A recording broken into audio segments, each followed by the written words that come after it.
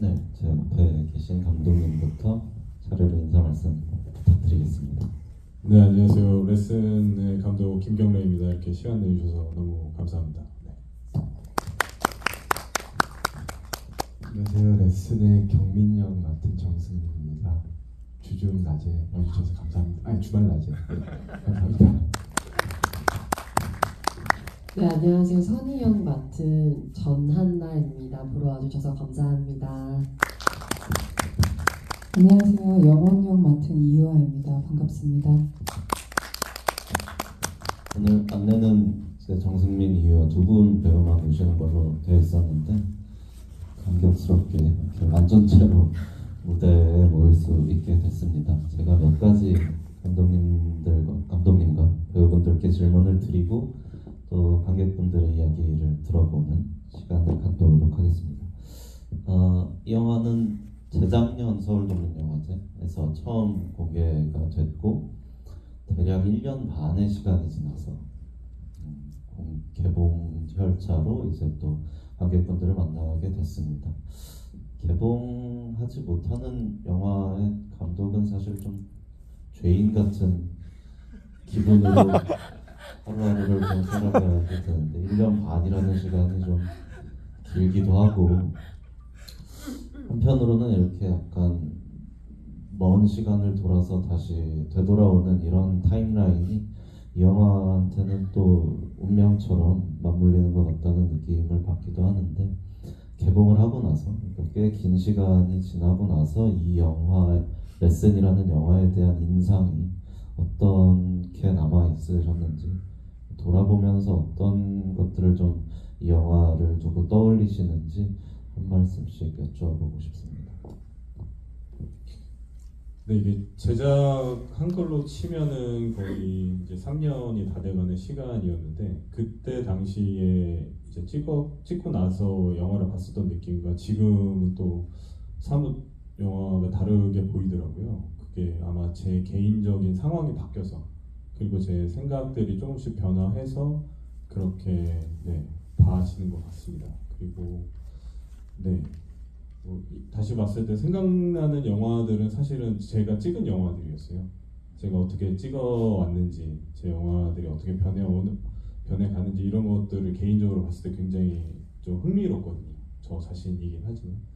네, 그래서 레슨 개봉하고 나서 제가 이제 이 레슨 이후에 장편을 2편 더 만들었는데 그것들을 다시 한번 좀 곱씹어서 보게 된 것 같습니다.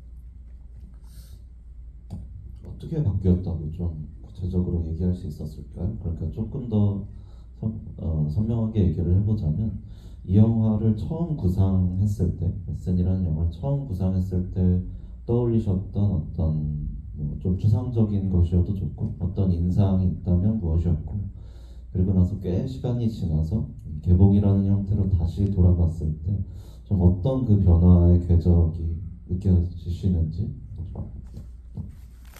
처음에 만들었을 때는 굉장히 구조적이고 영화를 깔끔하고 모든 게 다 맞물려야 된다고 생각을 해서 좀 거기에 좀 강박이 있었던 것 같아요. 이 영화를 어떻게든 내 생각을 온전하게 다 관철시켜야겠다라는 것들이 좀 체계감이 좀 더 컸다면 이제 와서 이 영화를 봤을 때는 이 관계에 대해서 너무 생각을 많이 하게 되더라고요. 그때는 그러니까 오히려 중요하지 않다라고 생각됐던 부분이 이제 와서는 이 영화가 이제 인물 간의 관계로서 이제 이게 보여지는구나. 그런 관계에서 내가 지금 갖고 있는 생각들이 어떤 거인지를 다시 한번 확인하게 됐어요. 네. 배우분들께도 같은 질문을 좀 드리고 싶어요. 그리고 정승민 배우는 이 영화의 각본으로도 참여를 하셨고 꽤 오랜 시간 김경래 감독님과 협업을 하면서 이 작업을 진행하신 걸로 알고 있는데 이 작품에 대한 인상, 생각들이 좀 달라진 것들이나 지금 봤을 때 느껴지는 것들이 있다면 말씀 부탁드립니다. 우선 시간이 좀 많이 지나서 작품을 다시 봤을 때는 좀 기억을 많이 복귀해야 했었고요. 그랬을 때 좀 작품 씬들 안에 있는 의미들이 지금 봤을 때 좀 많이 달라졌던 것 같아요. 그때는 어떤 생각을 하고 썼었는데 지금 봤을 때는 또 뭔가 다른 의미가 더해지거나 의미가 좀 바뀌더라고요. 그래서 작품을 다시 봤을 때 그런 재미가 좀 있었던 것 같습니다. 네. 네. 한 가지만 예시로 한번 들어준다면 어떤 장면이 유독 좀 다른 의미로 다가왔던 것들이 있었을까요? 레슨 장면들이 좀 전반적으로 그랬던 것 같아요. 그때도 어쨌든 이게 그 인물의 캐릭터들이나 상황들을 좀 반영해서 레슨 수업들을 구상을 했었는데 다시 보니까 그때는 뭐 서로의 관계에 대해서 이거를 반영을 한 거라고 생각했을 때 지금 보니까 이게 뭔가 경민의 상황이나 캐릭터도 맞닿아 있고 영혼을 보여주는 어떤 그 은유 같기도 하고 해서 그런 많은 것들이 좀 다시 찾아지는 시간이었던 것 같아요. 다시 봤을 때는. 네, 전한나 배우께도 같은 질문을 드리고 싶습니다. 아무래도 그 감독님이 처음에는 형식에 대해서, 구조에 대해서 말씀을 해주셨다면 지금 중요한 건 돌이켜보니까 관계였던 것 같다. 배우들이 있어서 하는 말인 것 같기도 한데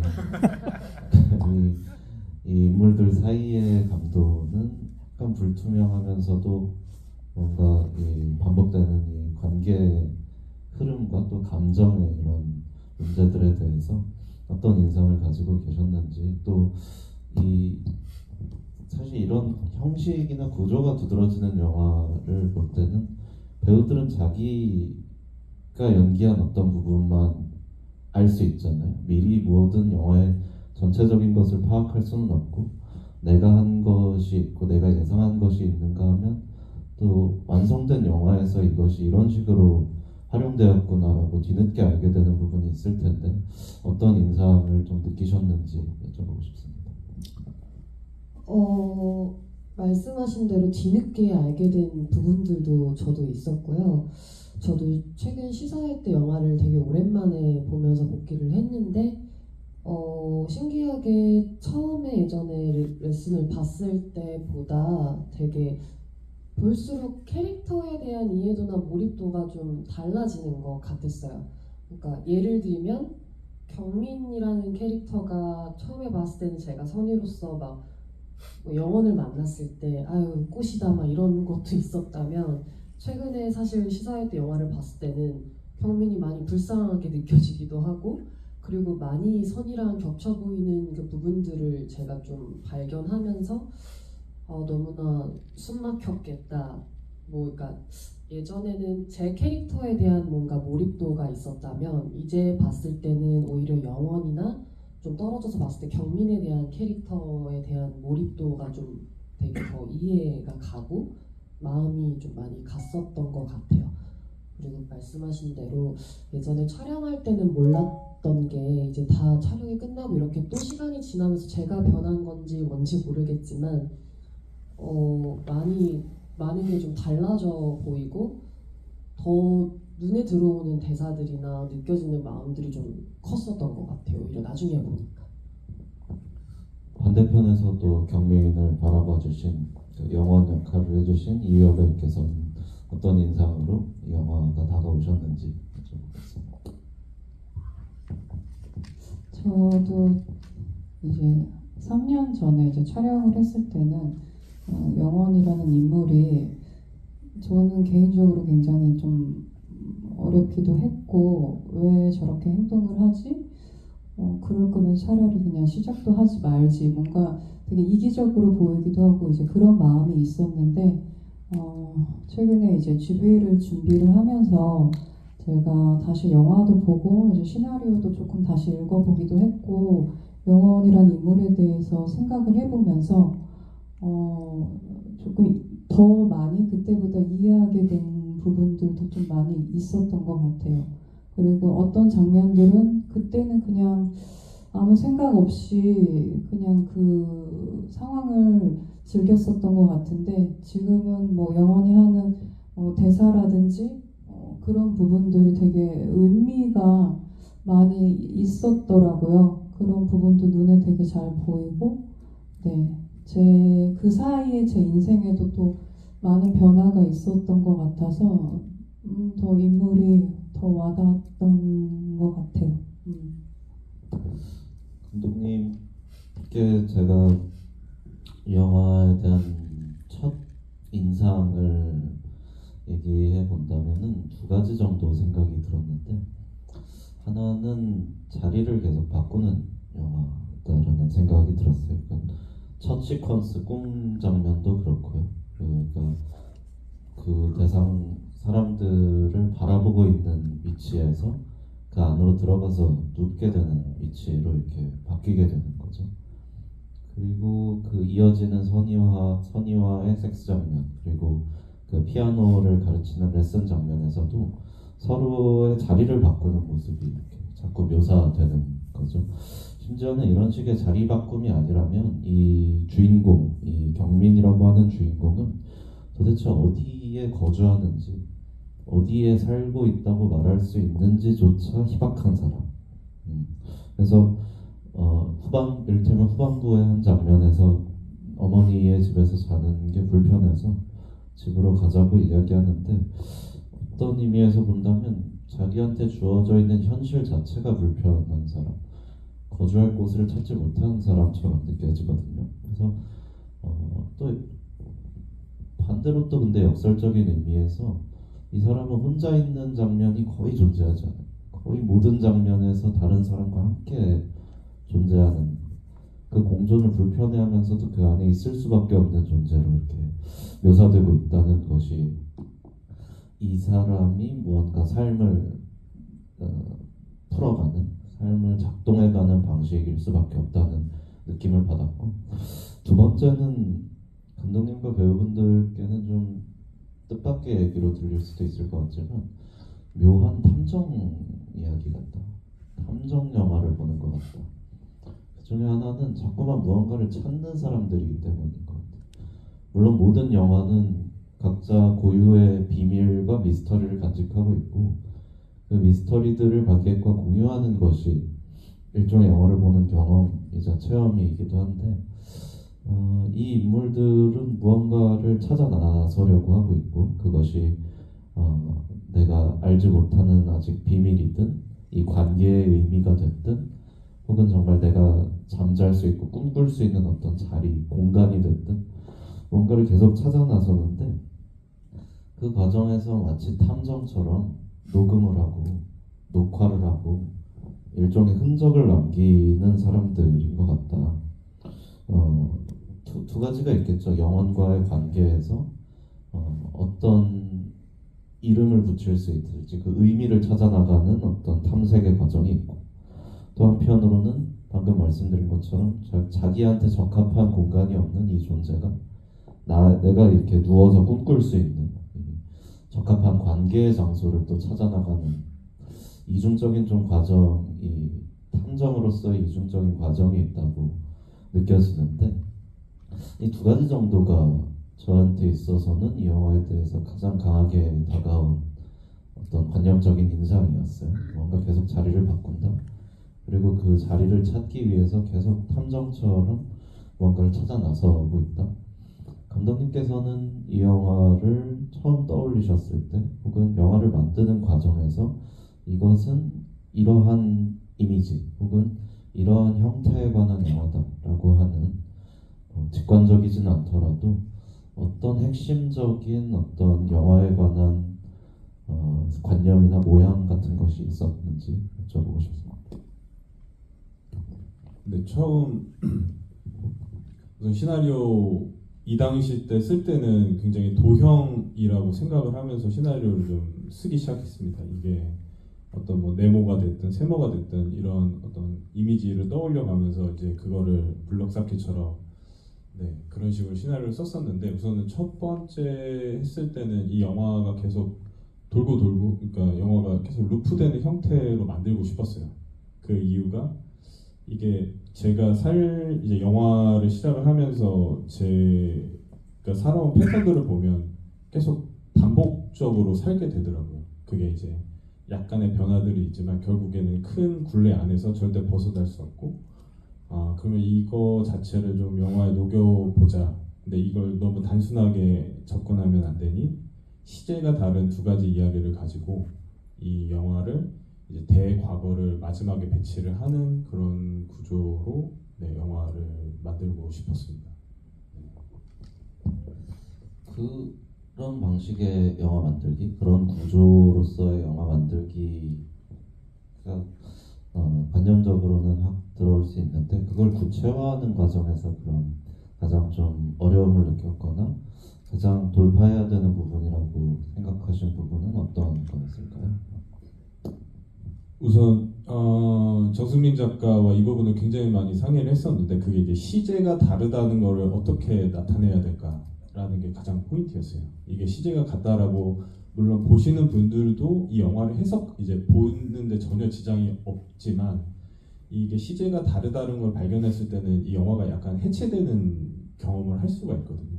그리고 내가 이제 관객으로서 내가 이 경민을 계속 바라봤을 때 저 사람은 저런 사람이야 라고 생각했었던 어떤 이미지나 관념들이 이게 시제가 다르다고 했을 때 또 이게 해체가 되거든요. 그 사람이 내가 생각했던 사람이 아니게 되고 네, 그래서 그 부분들에서 네, 좀 많이 신경을 썼던 것 같습니다. 네. 정승 배우는 방금 말씀해주신 이런 그 작가로서 또 직접 연기를 해야 되는 배우로서 두 가지 시제를 아슬아슬하게 오가야 한다라고 하는 이 일종의 미션이죠.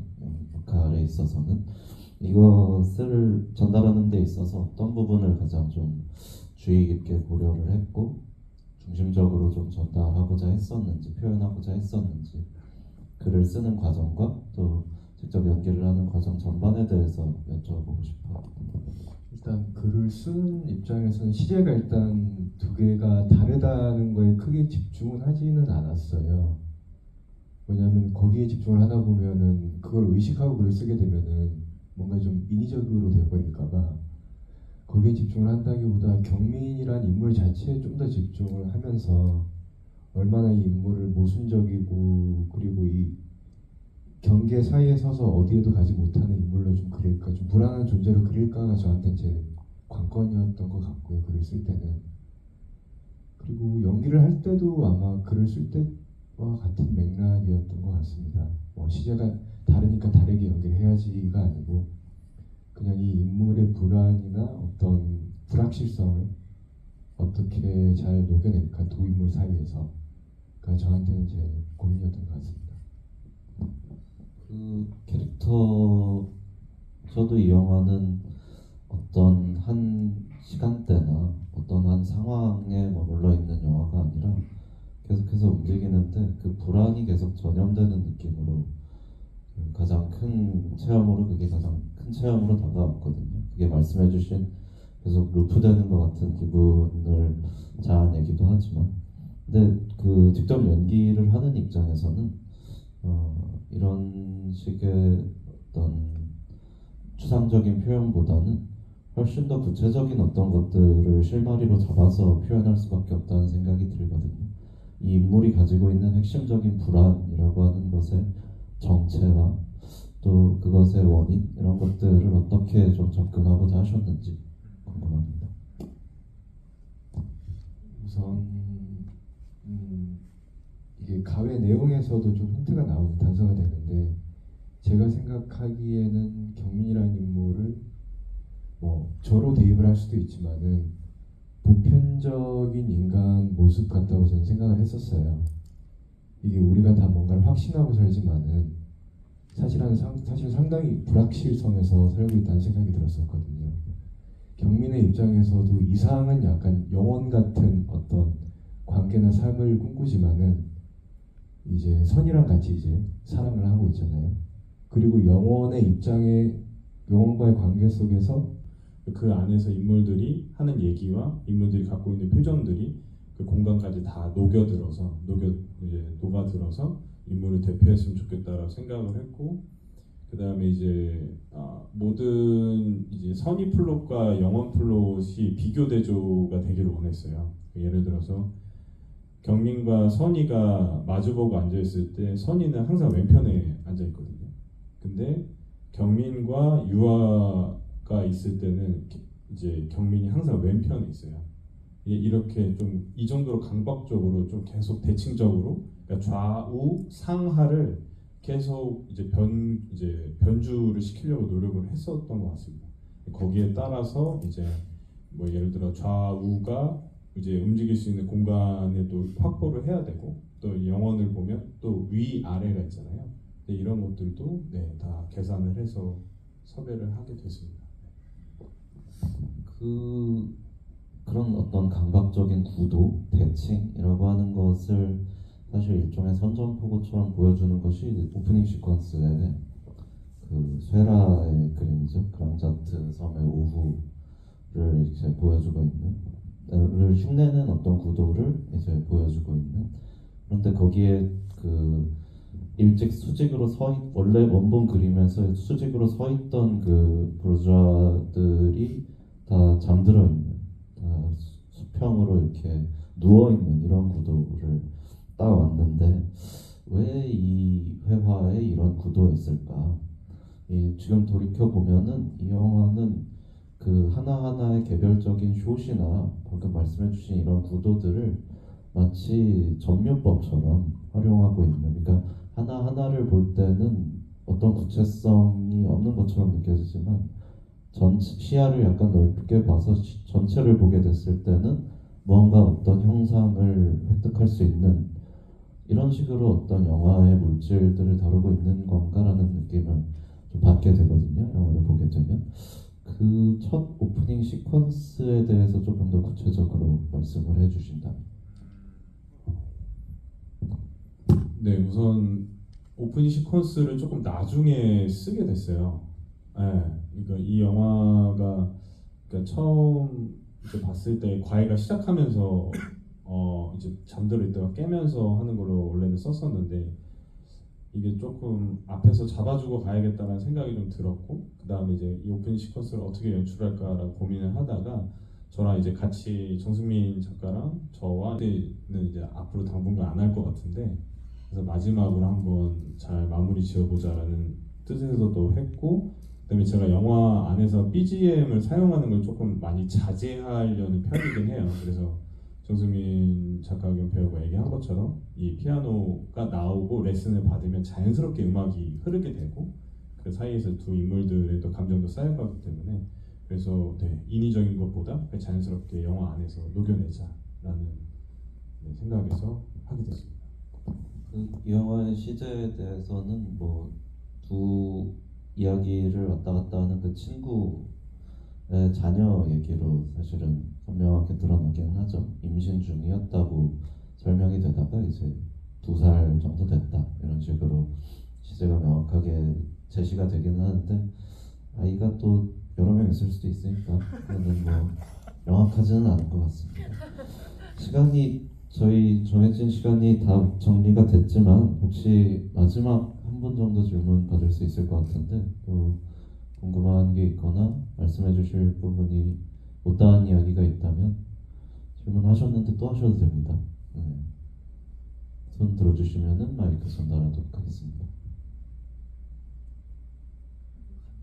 네, 마지막 얘기해 주시죠.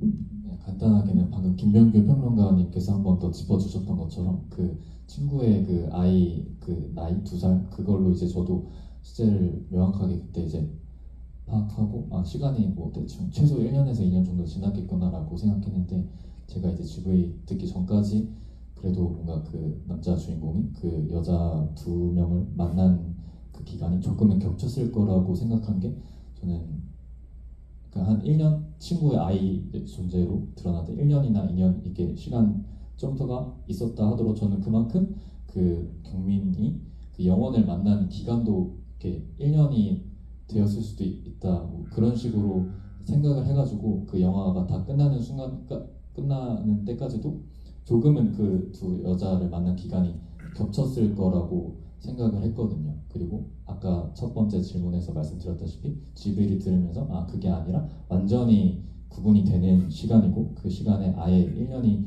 이내에 삽입돼가지고 완전히 떨어져 있는 시간이구나 라고 이제 최종적으로 인식을 하게 되는데 뭔가 그래도 이제 제 생각으로는 제가 첫 번째 생각했던 것처럼 뭐 그 두 여자를 만난 기간이 조금 겹쳤다라고 제가 맨 처음에 이해했던